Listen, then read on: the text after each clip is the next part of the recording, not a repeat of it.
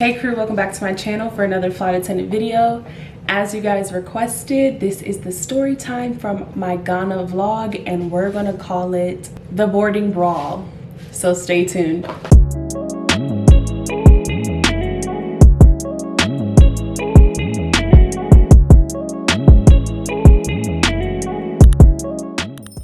Okay, so let's jump right into this story time. So as you guys know, I recently worked a flight to Ghana and it was my first time going. In our international briefing prior to getting on the plane, I let the crew know, that this is my first time. Could you give me any tips or insights to prepare me for the flight, for the trip in general? And they were like, the flight is not bad, it is long, but the hardest part is boarding.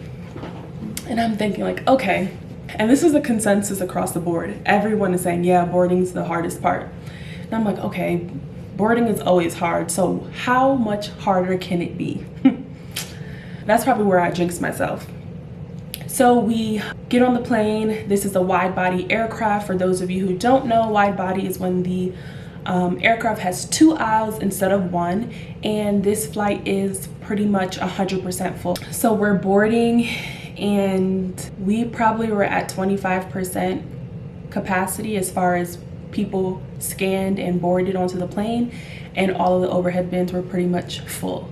And what is known for the African and Caribbean and South America countries is that they travel with a lot of bags. I know that from personal experience, so I already expected that. What I didn't expect was the chaos of people deciding to change their seats, and then when the person whose seat is they're actually occupying, they want to get an attitude and tell them they're not moving.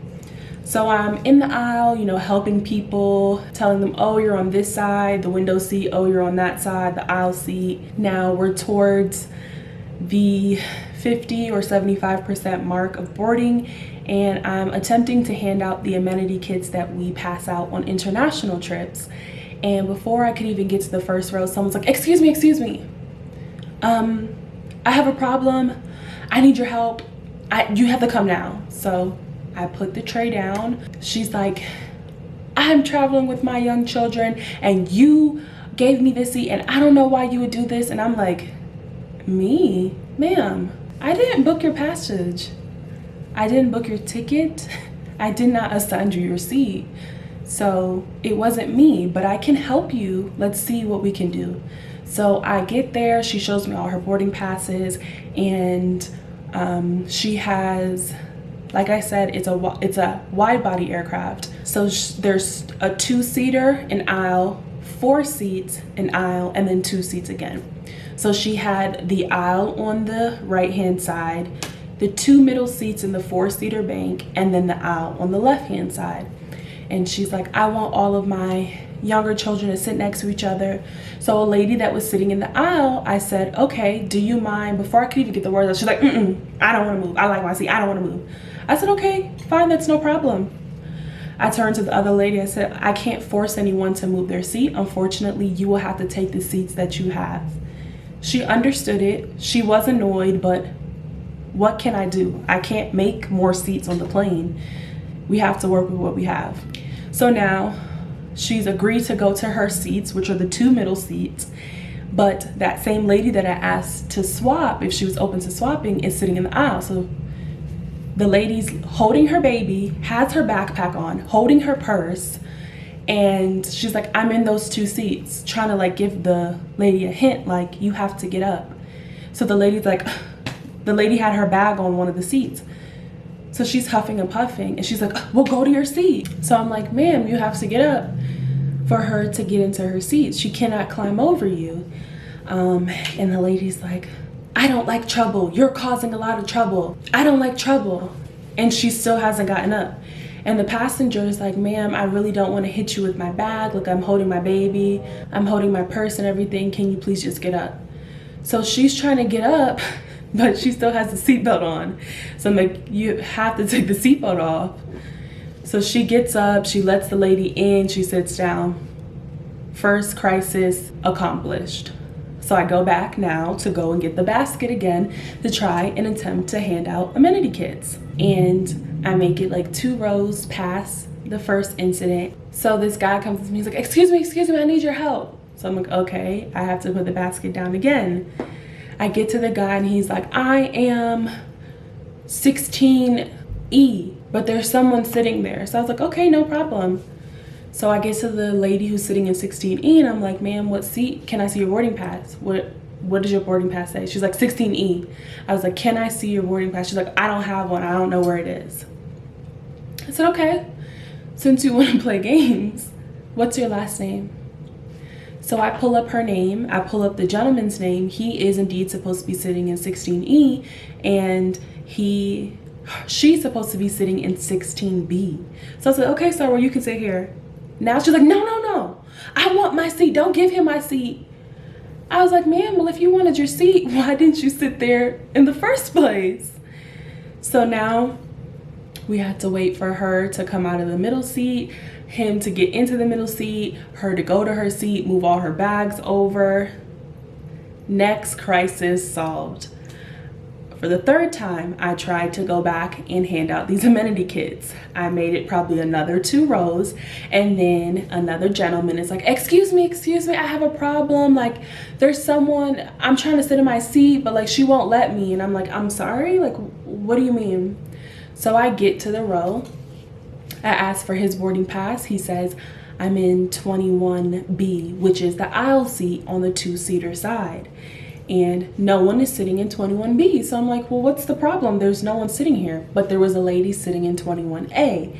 And he was like, before he could even respond, she flipped out. She was like, I am traveling with all my kids. How dare you put me over here? Like, no, he can't sit here. I need to be near my kids.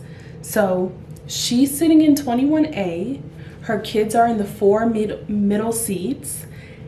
And she didn't want him sitting in the aisle closest to her kids. So I'm like, ma'am, there's no need for you to yell. She's still going off. She's still yelling. I said, well, what is it that you would like? She's still yelling. I said, I can't help you unless you tell me what it is that you would like. Do you want to sit in the aisle seat? And she's still going off. I said, I need a yes or no. She's like, yes. So I looked to the man. I said, do you mind sitting in the window? He said, yeah, that's no problem. It's no problem. I don't mind at all. I said, okay, well then problem is solved.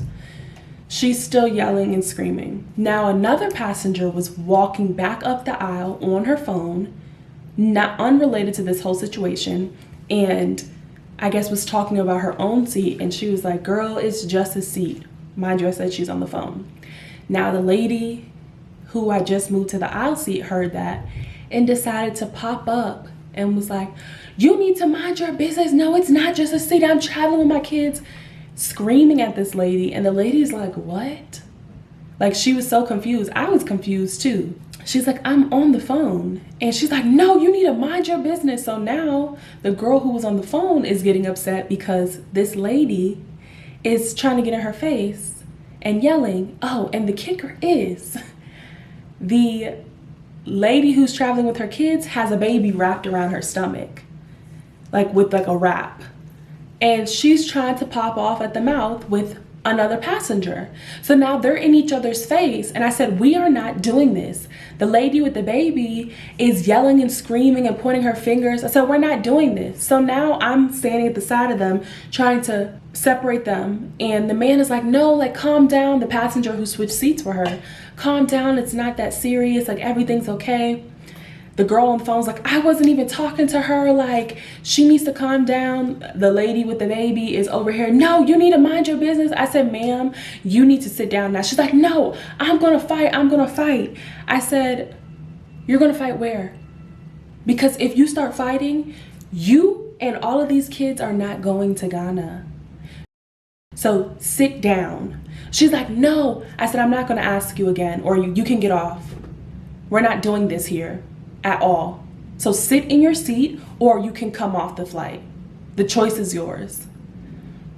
So she finally sits down, and the other lady is now still upset. Like, she's still saying, this is ridiculous. Like, I wasn't even talking to her, and I'm trying to apologize to her, calm her down, and finally get her to her seat. At this point, you guys, forget the amenity kits. Somebody else had to hand them out because I couldn't make it 2 rows without any type of drama.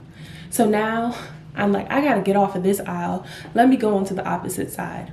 I get to the opposite row. As soon as I start walking, this guy's like, excuse me. He was one of the last people to board with his daughter. There's no more overhead bin space. I said, yes, sir, I'm aware of that. All the bins are full. He's like, well, where am I gonna put my bag? I said, underneath your seat. And he was like, well, where am I gonna put my bag? I was like, underneath your seat. There are no more overhead bin space. He's like, well, it's not gonna fit. So where am I gonna put my bag? Underneath your seat, sir. He's like, are you not understanding me? Well, you'll have to take something out of your bag for it to fit underneath your seat. I don't know what you want me to tell you because I don't have any more overhead bin space. So he's going off and he's like, well, then you need to check it. Now for these flights, there is like a cap to the amount of luggage they can take as far as the weight limit. And I know that the weight limit would have been met because of how many bags are known to be on these flights. So I didn't guarantee him that his bag would have been checked. I said, I can't guarantee that. I have to go and check for you. So I go and check and they're like, yeah, no, we're not checking any more bags. But luckily enough, there was a space in first class to put his bag. So I went and told him, your bag is in first class in the direction. You guys, by the end of this boarding process, I was sweating like a pig. It was disgusting. And I felt like I had run a marathon. Like it was non-stop. We finally finished boarding and I get to my jump seat. If you guys don't know, jump seat is where the flight attendant sits. That is our assigned seats.